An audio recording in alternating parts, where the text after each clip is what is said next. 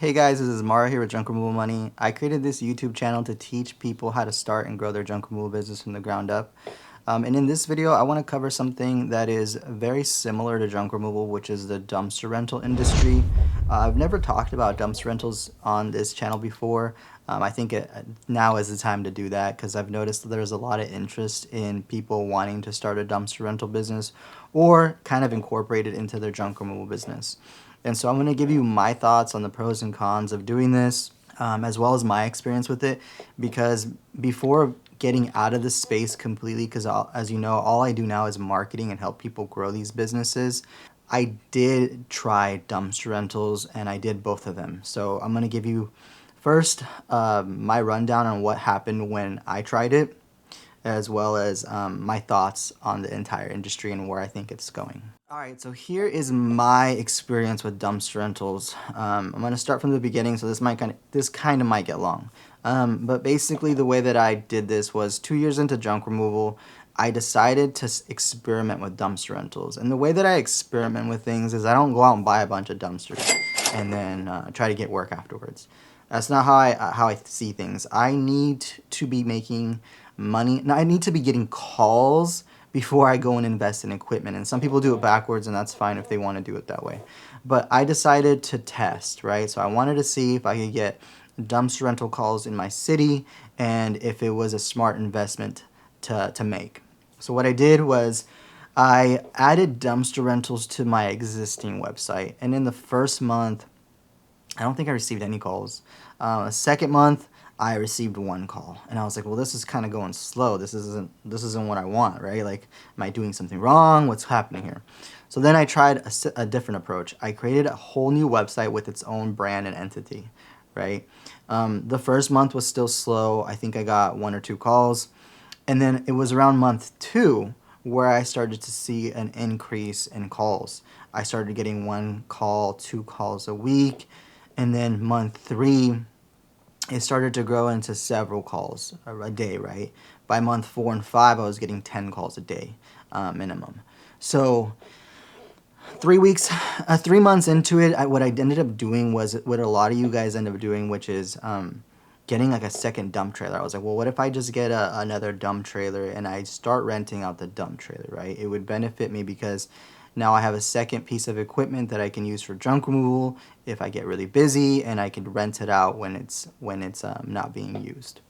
So then I started doing that. And then I experimented with shorter term rentals because long term rentals, I feel like they're not profitable unless you have a lot of cans, right? So I started experimenting with 2 to 3 day rentals. And then I was like, well, how am I going to compete with Waste Management? They sound super, super affordable or cheap in a sense to rent a dumpster from. How am I going to set myself apart? And honestly, it comes down to how you sell things, right? Like, so if I can include more value in my sales pitch, it's going to get me to close my deal and the people will feel more comfortable going with me. So at the end of the day, it didn't matter if my prices sounded like they were 3 times as much or twice as much. It was more of the way that I would say it and present it to people. And if you want to know more about that, you can give me a call. We can talk about how it is that I structured that call. Now, what I ended up doing was I ended up buying 4 more dump trailers, and then I got a piece of land that I was renting from a client of mine. So I went and did a job for this lady. She had like an acre of land that she wasn't using, and I struck up a deal to rent that land from her. That's where I was putting all my equipment. It was kind of sketchy. I didn't like the feeling of having my equipment and my dump trailer sitting on a piece of land without cameras. So I ended up getting like GPS stickers and trackers and stuff and really heavy locks.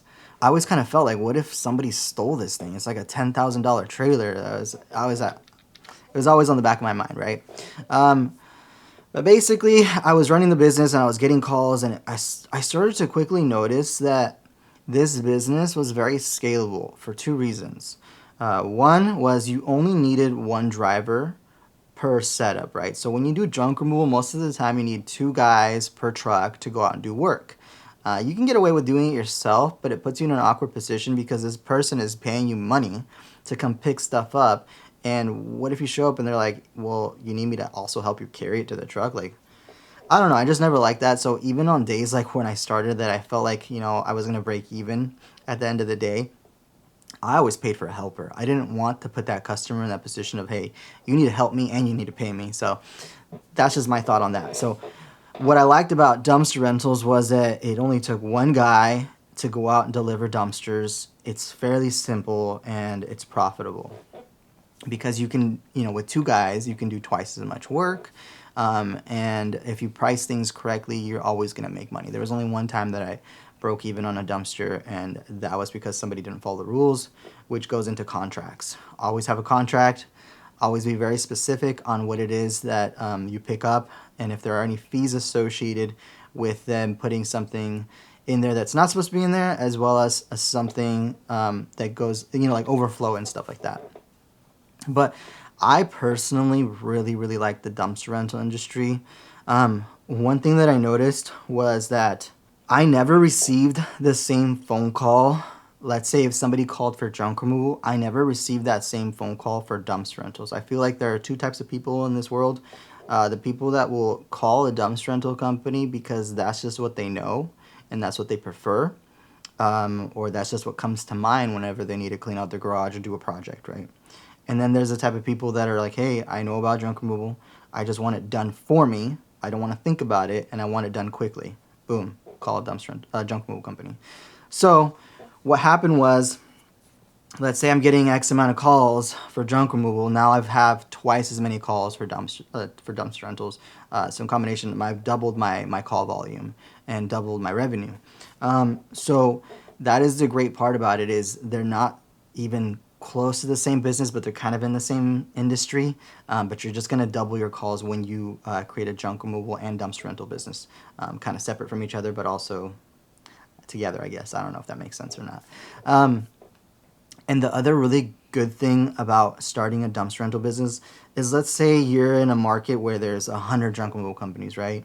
Junk removal is growing like crazy, and it's I think a lot of it had to do with COVID. People understood that they needed to not depend on a 9 to 5, and they wanted to start their own business. A lot of it has to do with, the popularity on YouTube of starting one. People want to start making good money quickly. So what's happening is it's a very low barrier to entry to starting a junk removal business, right? You can go and buy a used pickup truck or even have one and just start the business overnight. It doesn't take much, right? Now, dumpster rentals is a whole nother story, right? You need to have some sort of money to invest into equipment. Whether it's a dump trailer, it's going to cost you 10 grand to get one. On a low end, probably 5 to 6, but it's still a much more of an investment because in order to grow, you need to have multiple cans and it gets expensive. So that's a good thing and a bad thing. Bad thing is because it's harder to start. Good thing is it makes less competition in your area. For every 100 junk removal companies, or for every 10 junk removal companies, there's probably one dumpster rental company in your city. If you see that there isn't very many dumpster rental companies in your city, make sure that it's just because people haven't caught on rather than it's a monopoly, right? So like some cities have the rights to be the only ones to offer dumpster rental services in that city. So like if that city has a contract with Waste Management or the city, that they're the only ones that can offer dumpster rental services, you need to make sure that that isn't the case in your city, right? So some cities will let you have a privately owned dumpster rental company and some won't. And just make sure that you know what those rules are, because sometimes they might say, like Dallas, Texas, you're not allowed to have dumpster rental companies in Dallas. Well, that doesn't mean you can't service all the surrounding cities around Dallas for dumpster rentals. That just means you can't service Dallas itself.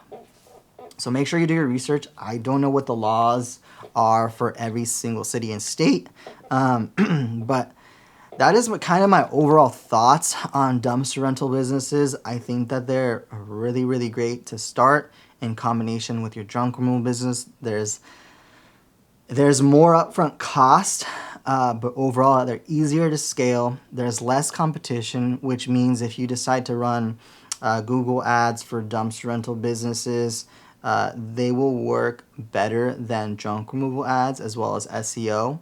You have less competition. The cost per click is higher on a dumpster, but the conversion rate is also higher. So keep that in mind. Another thing to keep in mind is if you're running both businesses, a really good idea is when you answer the phone, would you like to use our full service junk removal service, or would you like to use our dumpster rental services? And at that point, the more options that you give somebody, the more options that you have to close them, right, with. So give that some thought. If you need help with starting a dumpster rental business or adding it to your junk removal business, please let me know. I've helped a lot of dumpster rental companies as well as junk removal companies, and I think it's a really smart move. If you're on the fence, you're like considering it, I think it's a really good idea. And like I said, I don't do things like that unless I know that they're gonna work, proven that they've worked. I've helped a lot of dumpster rental companies as well as junk removal companies, so I can definitely help you. If you need to get a hold of me for consultation or just some guidance, you can call me at 503-914-7250 or visit junkremovalmoney.com. As always, I appreciate you guys watching me and supporting me. I will catch you in the next video.